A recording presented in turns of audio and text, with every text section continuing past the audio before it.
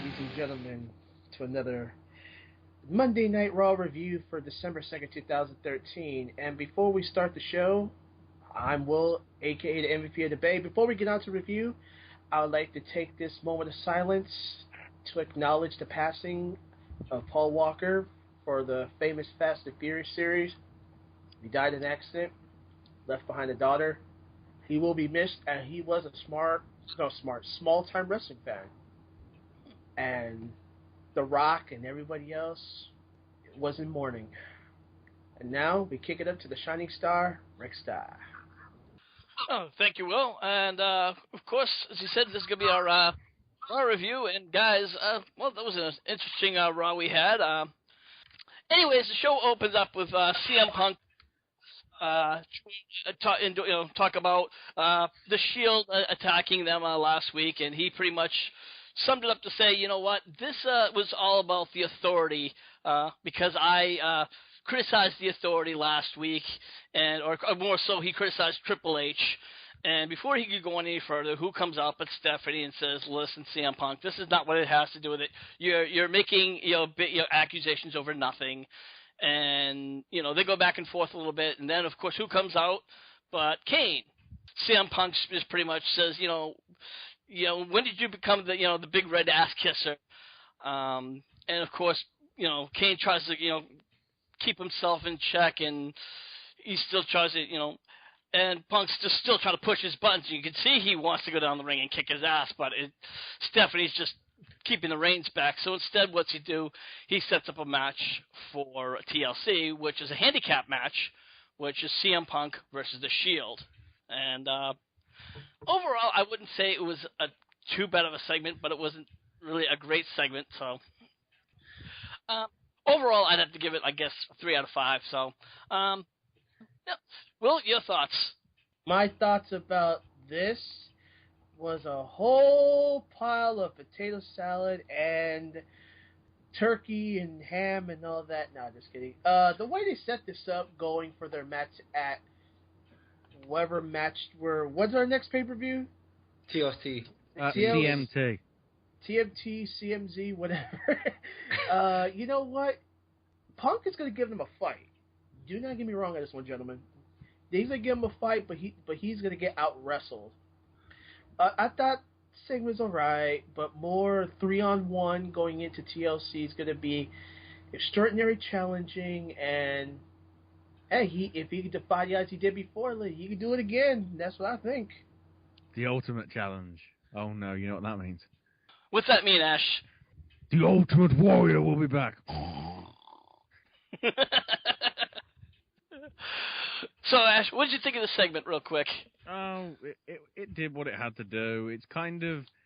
It's leaving the doubt there as to whether Shield are now starting to run and do their own things to try and take abuse of the position that they're in, or perhaps, like the Wyatt family, they've got their own higher power.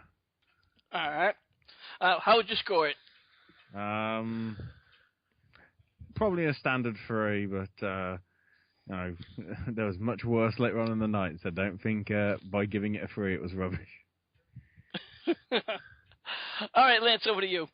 Well, we've seen a lot worse opening segments, but sad thing is, we've seen a shit ton better, so I'll give it a 3. Where was Elterita?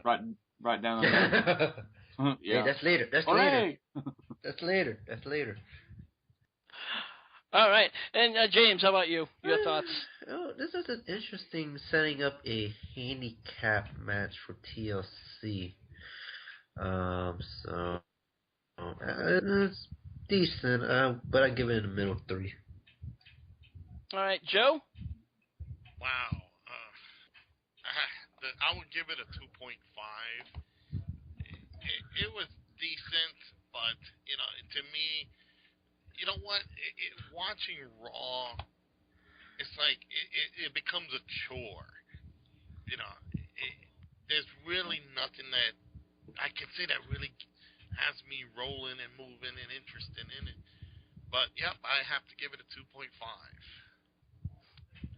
All right. Well, Will, why don't you talk about the number one contender match between Dolph Ziggler and Damien Sandow? Oh, this match, the match that happened, and last week was the Hamptons hardcore match. All right, well, I could say it like this. We all knew that they were not going to put Ziggler over to face Big E. And the way that they're trying to put Sandow, after he lost his Money in the Bank, he's trying to solidify a better spot than what he had before. Match 3, but, it's finally interesting that they gave him a new finisher. And, it was an okay match, I wish he had a new shirt, but we won't talk about that because we already know how many times we talked about Christian getting a new shirt. But overall, going into don't TLC, let WWE hear you. They may give him a new shirt. I don't care if they watch this. I don't care if they listen to the show or not. I really don't care. Hi, They've got to WWE. listen to this show. They brought El Torito back. Yeah. Rick. But yeah, overall, Rick, I'll give it a 3. Sandow, better finisher, thank God. And I hope this is an okay build-up, but I think I already know who's going to win this match come the pay-per-view. So, yeah. All right. And I have to agree with you. It was kind of obvious who's going to win. So, again, I have to give it a 3. James, your thoughts? Decent match. I was flipping back and forth from Raw to the football game, but I've seen a good bit of this match. This was a decent match, but I know who's going to win the match at TLC. I give it 3. All right. Ash?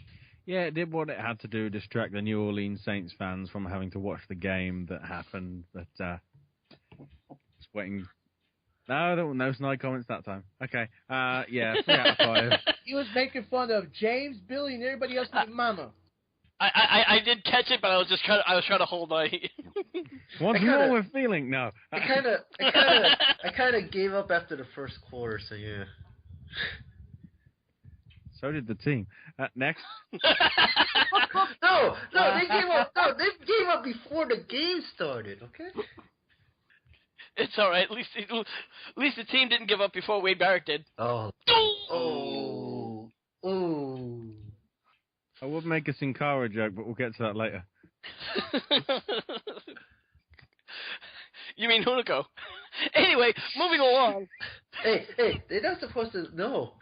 Oh, I'm sorry. Well, I guess the joke's out then. He's going to retract that later, ladies and gentlemen. Did I forget the match? Oh, we got a Divas match. I just on it. Yeah, I kind of figured why you skipped that match. Flag on the flag. And then he wonders why he's in charge of the Diva Award. They're not supposed to know that. Go ahead. Well, it's really wasn't up to standards because, as you know, obviously WWE basically no shit with the Divas. Especially with the fact that AJ was skipping around the ring 3/4 of the match. But I guess they was going to push the fact that Natalya did get the win over AJ, and he have officially made the match for AJ and Natalya for TLC for the Divas Championship. And I know who will win the title. I'm just not going to say, but it was not good. I will give it a 1.5 out of 5. I got distracted by Donkey saying to Shrek, "That is a nice boulder." No, James, I'm sorry. Lance. Well, seeing AJ and them short Daisy Duke looking thing, I gotta give it a 2. Just for them, right. just for that ass. Just I'm gonna be straight up. All right, and Joe, your thoughts, real quick. We should just forget. They should every time the Diva's about to come out, just take the ropes down and put a tub of chocolate. Yes. Anything Yes. different. Let's not make them wrestle, because one, besides Natalya, the only one that wrestles, I'm not really interested in AJ skipping around. I was waiting for someone to come running around, like Tamina turn around and just clothesline her once she skipped around. And then this Summer Rae dancing like an idiot, like da-da-da-da-da, like, look, I'm a great dancer. To me, the whole diva segments, it's just ridiculous. It's like, I'd rather watch Wendy Richter get screwed over by Fabulous Moolah for the title than watch all these diva matches. Put a tub of chocolate in the middle, let them go at it. That's a lot better than watching. To me, I give this match a 2 because the only reason it's got that high is because Natalya got the win. The second, personally, I think deserved a 15 because AJ Lee's workout routine and skipping around the ring is much more sensible than insanity. Can I retract my previous statement and go with what Ash just said? Will, all right, your thoughts on the Divas match? All right, you know what? I'm just gonna get straight to the point. Cut the BS. Cut it thinly with mustard. AJ skipping around. I just wish a fan would have just threw something from the upper deck and had it hit AJ. That would have been the best segment of the fucking night. Because that was, was disrespectful because, 1, you're in a match. 2, you're supposed to be on the ring apron. 3, you think that's going to get you anywhere? You got Natalya coming up. So prancing around is your everyday exercise, or is it a written diploma for your demise? Can I add something to this? I'm just going to add it like that. Can I add something to this? Sure. To me, I feel like WWE's making AJ look weak. Yeah. Giving her a bodyguard. I think that... Go ahead. The thing is, it's like, when she first won the title, well, besides having BE, but Big E is not a difference maker, because he's a guy. But, and remember... Webster on steroids, that is, we all know how he is. Yeah, but... Remember, she's related to The Rock. But that's I think he might be pushing his foot down. That's Tamina though. But the fact is that they made AJ like this big, known heel that could, attack you, hit you with the Black Widow. Recently, they just have only AJ maybe just do the Black Widow and nothing else. I think it's a part of a storyline, and I think the idea is they're going somewhere with it. Where they're going right now, I don't think we know. But let me put in. I think I know where they're going with this. If they, first of all, she did that pipe bomb a couple of months ago. I started taking her seriously. I was like, okay, they smarten her character up. She's gonna go in there and kick ass. She wasn't a little diva. She wasn't anything. She was gonna go in there and do something. Then they notice how she started slowly reverting back to her little skip type little boxy girl.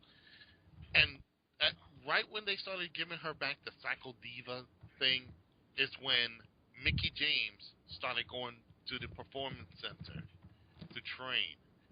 I think what they're going to do is a segment where either Tamina's going to turn on AJ or another Psycho Diva is going to come in and say, hey, I could do this better than you, and start tormenting her. So I can see it while they'll probably look to pit one Psycho Diva against another one. Because that's all they have left, gentlemen. That's all they have left. You can't give the belt to anybody else. If they do maybe a Psycho Diva, I could see a WrestleMania though. But I don't see. Hashtag we want Paige. Ashley, but I don't even see AJ holding the belt into WrestleMania. I don't even see her. Probably not. I think if they're gonna do a diva, a Psycho Diva versus Psycho Diva, obviously it's not gonna be for the title because they're not gonna want to put the title on. They're not gonna want to put a title on her. So I think it's just gonna be just not for the title, for the belt. We all know Nicole Bass will be champion by the end of the year. Yeah, I got your next Divas champion. For you guys, here it is. Since you can't give the belt no more to the same people over and over, Here is your new Divas champion, Hornswoggle. It's Hornswoggle going to win. He's going to come in a little tutu. He's going to challenge her, and he's going to do the little girl. He's going to what would be called the little tadpole splash. Ding, ding, ding.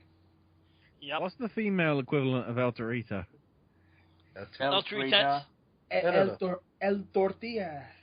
No. It's gonna be That's Nando. Nando's, isn't it? Hey, that's true. No. Well, we're getting off track here, so why don't we get back to the review here? So why don't we get on to the next match? Moving on, we're going to get on to the Daniel Bryan versus Eric Rowan's match, which we tried with. This was, again, back and forth match. Not a good, it looked like for a second that Rowan was going to get the match, but get the win, but Bryan had got a roll up, got a quick win. Rowan and Harper got in, they was getting ready to attack him, then all of a sudden, Bryan... Bray Wyatt called him off. Bray Wyatt, thank you. Bray Wyatt appeared on the screen, who was not out, and told the guys to say, hey, step off. And then he pretty much, in his own words, tried to coerce Bryan to join the Wyatts. His clan, so to speak, guys. Yeah, pretty much. I'm not sure if I'm really going to see this happening. It looks like, just a way of extending the storyline, so to speak. Now, Joe said that they had done it the wrong way. I can probably see this doing it just a little bit quicker way just to get it to the TLC match. And that's going to be about it. Ash, what were your thoughts about the segment? It's leaving the tease there as to possibly turning him heel again. Because I think if they do go down the line of trying to have him versus Punk, let's say, and having Cena and Orton out of a title picture and trying to let this, 10th anniversary again be kind of the new slate, making history once again, pushing new people. Somebody has to be a heel and a face in that match, really. You don't want two faces going in to hugely split the crowd, and I think it'll be interesting to see how they go. I don't want them to go too stupid and, have him start dressing in the Hawaiian shirts and actually, become one of the family. Because then I just fear that we're going to have a cult-like finish. And to be honest, we don't need a Waco on Monday Night Raw. Yeah, but see, that's the thing. If he joins that's exactly what's going to happen. He's going to have to, unfortunately, get with the whole clan. And you know what I mean? I see where your point is, and it's gonna. I really don't want to see him join the Wyatts. I really don't think it'll work. That's just my thoughts. Will, what are your thoughts about it? Oh Lord, do I really want to speak on this? I'll just next. say. That's the same thing I was thinking. Good call, Ash. No, I'll just put it into one sentence because there's not really much to say about this. Where are we going to see another edition of Bad News Barrett? Because I don't give a damn for anything else right now. Fair enough. All right, then. You know what? Let's get on to the next match. Well, I've got some bad news for you. It's been cancelled. Lance, you know what? Why don't you take on the match between Xavier Woods and R-Truth versus Tons of Funk? Well, a little bit of backstory about it. For people who don't watch SmackDown like myself, basically, Tons of Funk or Bros Clay got pissed off that he felt that Xavier Woods disrespected him. And good back and forth match, but then I don't remember the finish, but I know R-Truth and Xavier Woods picked up the win. And then there looks to be a little bit of dissension in between Tons of Funk. I just think Brodus Clay has watched too much Jurassic Park. Yeah. Pretty much. Basically, the win I just know was just a terrible roll-up, guys. Oh, yeah, that's sloppy. It was say, is it worse than Eva Marie's? Yes. Yeah. That was a shitty-ass roll-up, guys. And, the match itself was okay, but the roll-up was crap. Is a son of a bitch. Yeah. Joe, let me ask you: have you ever seen a lousier roll up, or anywhere else? Oh yes, definitely.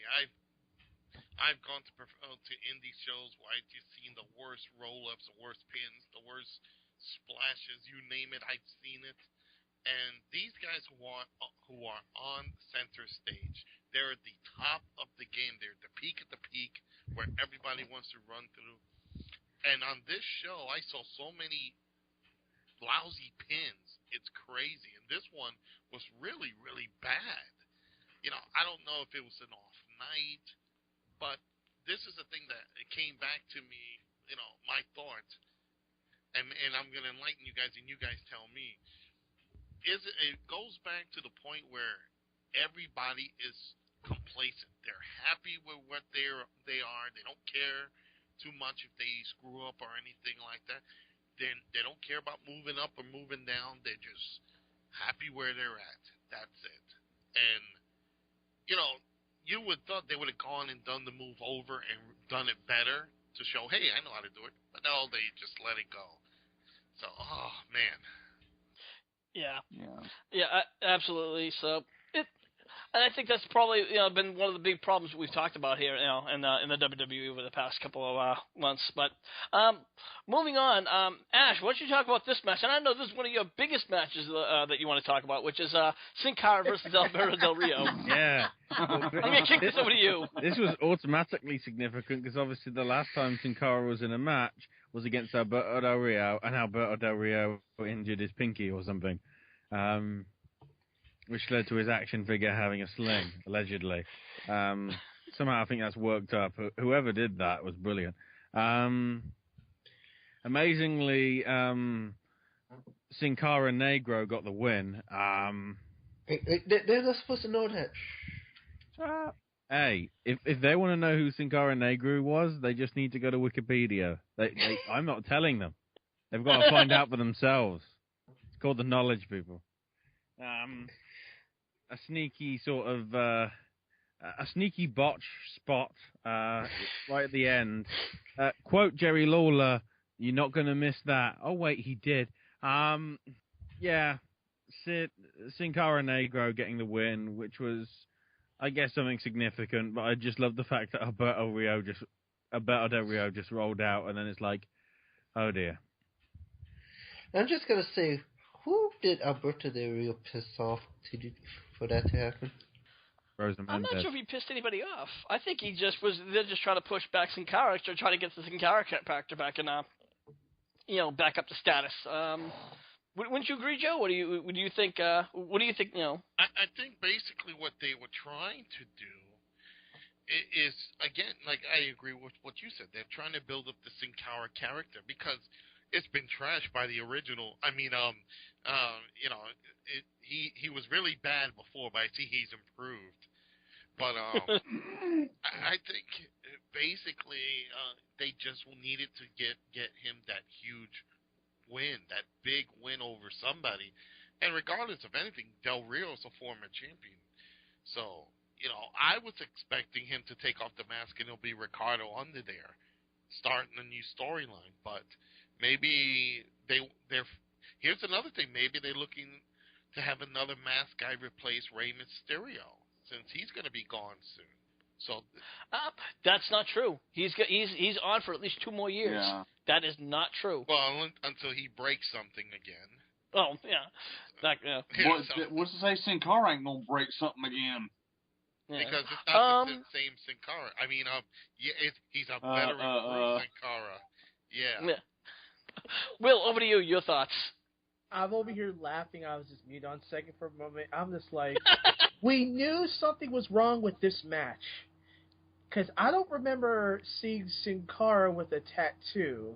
Unless he got beat up so bad, they just put some blue paint, made it seem like he had some tattoo. But the match, I'm going to go on a limb and say, I'm not shocked. Is the Sin Cara image supposed to get better? Or is the real Sin Cara recovering from the injury that Ashley said earlier? But if it was, from the report, from what James said, if it was Hunico, then maybe we'll see him back up on the main roster. But you know what? Del Rio losing, this had to have meant something. We don't know just yet. Time will progress when this happens. But now that we know it's Hunico and not the less injured Pinky Wise of the Rio Sin Cara, I could give this an OK 3. Just shocking how it ended. Remember, they're not supposed to remember this. All right, and up next is the Big Show and the Rhodes brothers versus the Shield. Will, why don't you talk about this match? All right, here we go. Well, you know what? This came off as one of the most interesting matches of Raw. 6-man tag. You have the tag team champions and the world's largest athlete versus the boys in black. And you know what? Tough on both ends. I've seen Roman Reigns stepping it up ever since his dominance was in Survivor Series, in which that was amazing. You know, they're going to probably put the limelight more on Roman Reigns, what we talked about throughout the weeks. Match 3, surprise Rollins got the pin, and come TLC, when all three of them go against Punk, I wonder which one's going to stand out the most. Spoiler alert very soon, but match 3, it was a good match. All right. Ash, your thoughts? Goldust doing a bloody Hurricane Rana. Or what? I can't even remember what it was. It was just fucking awesome. All right, James, your thoughts? This was actually a decent match for me. It was a long match, but it was decent. I give it a 3.5 out of 5. All right, and Lance, your thoughts? And this is coming from somebody who has said before, I do not really enjoy tag team matches. This was an enjoyable tag team match for me. All right. Shit, history is made. No, history will be made if I ever say I really enjoyed the John Cena match. That'll be freaking history. Didn't that happen tonight? Oh wait, we'll get to that. I know. He didn't wrestle. Close enough. Joe, real quick, your thoughts? Every time the Rhodes go in there with the Shield, it's been always magic. It's been finally some good tag team matches. But notice one thing. It took Goldust to team up with Cody to improve Cody.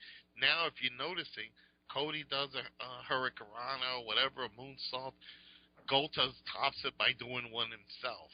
So I think there's a little bit of brother competition there. And it's just helping Cody get better. So the Shield, obviously an excellent team. I hope they keep them together. Hope they keep them going. That out of from a 1 to 5, that was the 5 for me because they actually get involved in the match. Well, there's some I'm kind of confused about this match. Okay.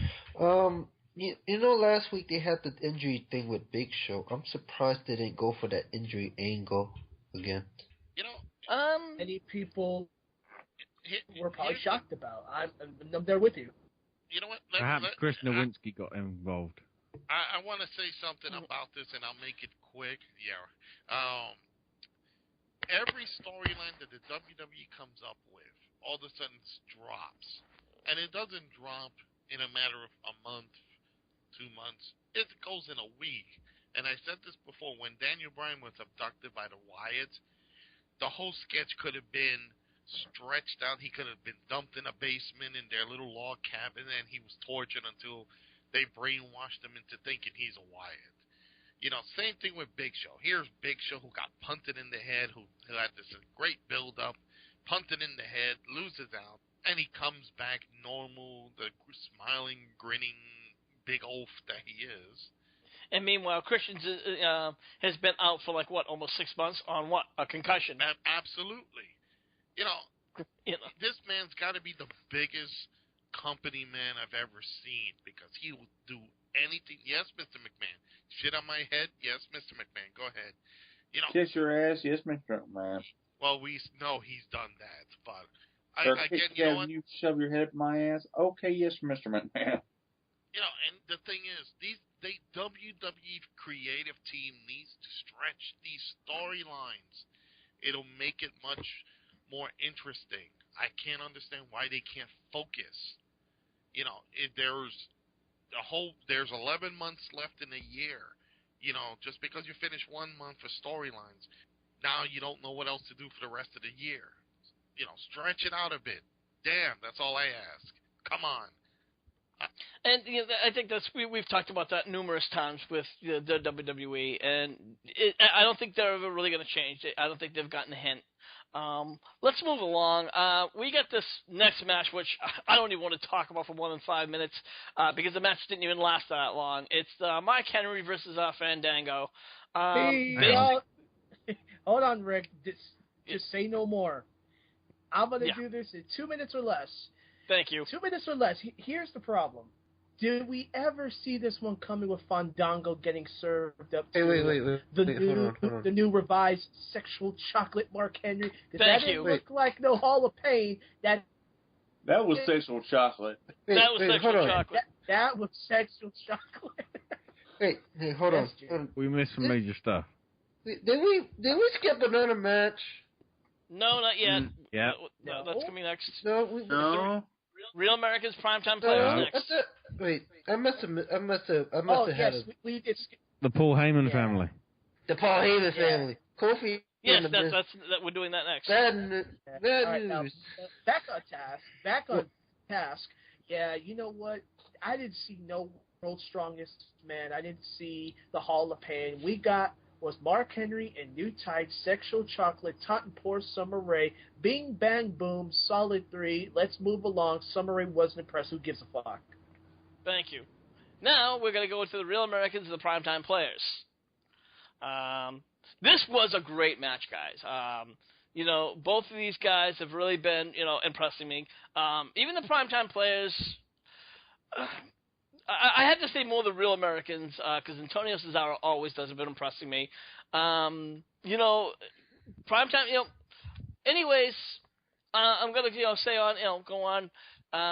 It came to a screeching halt because right out of the middle of nowhere, Cesaro gives Darren Young, that European uppercut. 1, 2, 3, match is over. I'm going to kick it right over to you, Ash.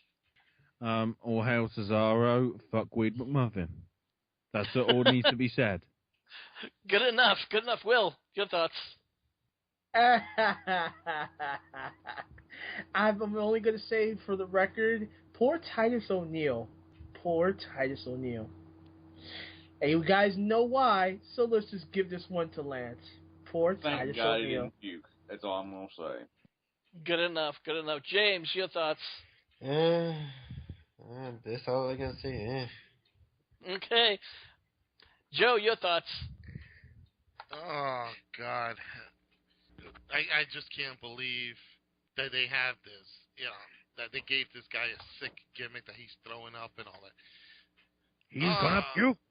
He's puking. I'm just gonna say, is it worse than Natalia's farting gimmick from last year? Yeah. Yeah, because you could tell the farts weren't real. Yeah. I say it's a waste to give this guy. He's got the potential. Harlem Heat 2000, 2014 they could be, but no, they give them these ridiculous gimmicks. It's just horrible. Well, I think that's WWE's PG era because they have to have comedy. One half of the tag team is coming out, and the other part of the tag team is throwing up. Well, my question is this: this is supposed to be PG-13. Who wants to see another person throw up? This is not the Attitude Era where you have puke. I personally don't want to see someone throw up on TV. This is a Will Ferrell comedy. All kids like that. Yeah, exactly. And I mean, again, it was something that on Thanksgiving it happened, or Thanksgiving Friday, the Black Friday it happened, and then of course, he didn't tonight, but it just showed that he's got that sick stomach, and unfortunately, it might be an ongoing gag. We hope it's not, but let's just hope that's it's kind of like a one-time thing. But only time will tell, I guess, guys. But let's move on to the ending segment. Hang on, we've missed 3 major bits. Three major bits. What major bits did we miss? Yeah, before one, CM Punk auditioning for Rent. Oh yeah. Before the Fandango Mark Henry match, we forgot The Miz and Kofi versus Ryback and Curtis Axel. Okay. Pretty big with Miz slapping Kofi at the end after they lost. Oh yes. Bad news. It sucked. The end. Bad news. Yeah. Well, that's why that's why I completely skipped him. I'm like, and okay. You skipped El Torito. How fucking dare you? How dare I skip him? Oh my God, it's a segment. Oh my God, I skipped El Torito. If that was Alberto Del Rio, he'd go like typical Mexican person trying to steal all the merch and take it back. I know, I skipped it. I'm sorry. Oh my God, I was a little raging bull fucking charging my door. But okay, we can talk about the Miz and Ryback match. Since I skipped it, you know what, Ash? I'll let you talk about that match. That's on you. It was the match it needed to be because obviously Miz and Kofi seem to have patched their differences up, and basically it was a clean win for Ryback, taking out Miz so he couldn't interfere and shell-shocking Kofi. And then afterwards, after what happened last week, Miz slapped Kofi back. So I think they're doing this to try and make them, even though this is still like 6 weeks away, put them in the hunt for being Rumble contenders. They're tag team, but they're both trying to say, look, I'm the better guy. And I think it'll basically continue possibly down the line because I don't think Miz or Kofi are heel at the minute. They just don't agree with each other. Fair enough. Anybody else want to comment on this match? No. I want some pumpkin pie, whipped cream. Can we get along now? Yeah, thank you. Yeah, we all just get along. Yeah, all right. Bad news, it sucked. Yeah, that's bad news, we had to watch that match. Oh, yeah. Oh, one more thing before we go to our other half. What Joe said a couple weeks ago when we were talking about Wade Barrett's new gimmick, the real bad news, Brown, is really PO'd. I knew Joe would say something about it. I knew it. Bad news, Alan, damn it. I called it. Now they should bring him back and let him just beat the hell out of this schmuck. You know what? Here's a gimmick that they haven't done yet. Why not turn Wade Barrett into like the next Billy Robinson? Like because it'll be another gimmick change. It'll be like his fifth gimmick. No, they changed Bob Holly from a sports car driver, racing car driver, up to Midnight Express guy to a hardcore Holly guy.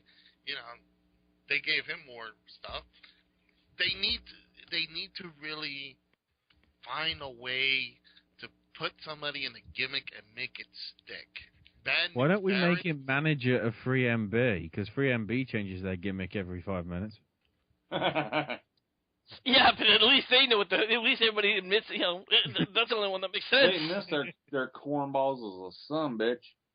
They're calling themselves still 3MB, but 3MB as this. It's not really a gimmick change. They're just fucking around, Three They're mighty basically bumpkins. the spoof guys.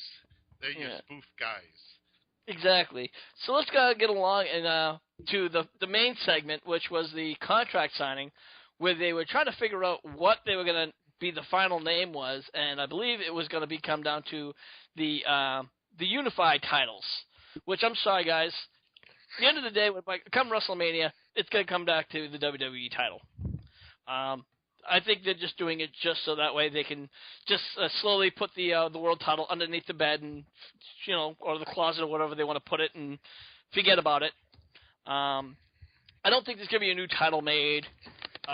It would be that's the ultimate idea, but I don't think it's going to happen. That's just my thoughts. Anyways, Stephanie and Triple H come down to the ring, call down Radio and John Cena for the contract signing. Both guys sign the title, and then that's when Orton grabs the mic and says he's better than all the names that Triple H rattled off for the title before him, including Triple H, who got named on both the WWE World Titles. Cena, of course, perks up and reminds Orton about their history of all the matches that they've had in the past. He went on to say that Triple H mentored him, for all the years, and he did nothing but take advantage of it. And now that he's lazy and spoiled, and then of course he challenged him, said, "Listen, if you make a move, right now, I'll show you what a tables, ladders, and chairs match is." He goes, "You can, step up or step aside." And of course, Orton doesn't hesitate. Threw the table aside, and as most contract signings do, we had a full TLC match, or TLC fight, should I call it? It wound up ending out where Cena pretty much puts Orton through a table via the AA. Guys, everyone's thoughts. Will, I'll let you have it. Why am I not surprised that at least a table was going to be used in this one? I was shocked. I would have thought they would have left the poor table alone. Why cannot there be just a civilized contract signing? No, wait, it's the WWE. We never get that anyway. What are we talking about? It just never happens the way that we wrestling writers, fans, and promoters, there's nothing less civilized when it even comes to WWE. But as far as Orton getting put through the table, it's a sign. We don't know what type of sign, but it's a sign. We're just going to have to wait for the pay-per-view. It's a sign from the gods. It's a sign that says, "I 95, 200 yards, turn right." Even though this is like the 74,000th time that these guys have fought each other in a feud, clearly from the style of promo that they did, they can still go at it. And I think they chose the least strong of their 3 matches to showcase. Obviously last week and then 07, but the Breaking Point 09 one, I would have put the bragging rights Iron Man match, because not many people can say they're in an Iron Man match, to be quite honest. They very rarely put them out, and I think that's more significant than an I Quit match. All right, James, your thoughts? It was an interesting segment, and the fight really got good. So I give it a 3 out of 5. And Lance, your thoughts? Well, the actual back and forth on the mic was good, but Stevie Wonder himself could have saw that they were going to break out in a fight. Yeah. So I'll give it a 3. All right, Joe, over to you. Well, you know what? There's one thing about Cena's little return that he, what he spoke, it kind of sounded like a shoot to me. He's kind of like, sticking it to Randy really well, because the way he just, did that little, thing back and forth with him. So they do have that good chemistry. I, for one, am not happy I'm going to see another Cena-Randy Orton match. But, at least we know that they're going to at least give 100% in their match. And I have to give it a 3.